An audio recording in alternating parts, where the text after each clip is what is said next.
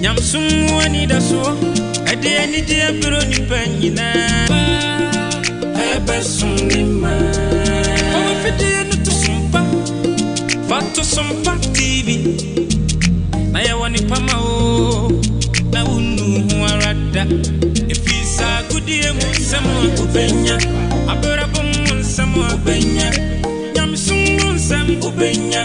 ani die mu nsamo obenya enumpa na kakoma obenya yamai mu amanyo sam obenya Sompa di bro obenya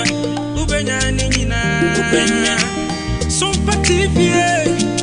yabana papini su Sompa die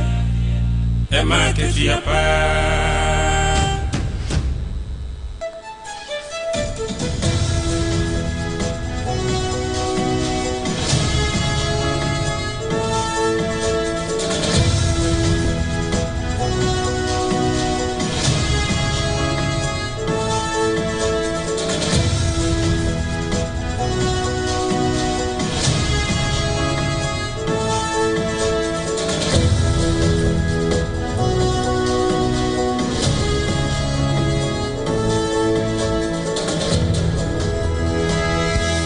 Adishimaima yamamu nyina mu adwona yanamu ase ne kwasi do for so bosome no ne da etoso aduonu enso ewo mfimpimienu ene aduonu num ene ne ensamo ahodo ya yakuru kra kope ye nsaka no ena kase pono so yesum ni nyina begu ho anwumre ye de eba besomo ewo Sompa 106.5Fm ensam no eba no de obetie bie wo mu no ene se Dr. Mahmoud Baumia eni thank you to no nsemo wodi atu dwana busua edisa wota waso na wutie sanse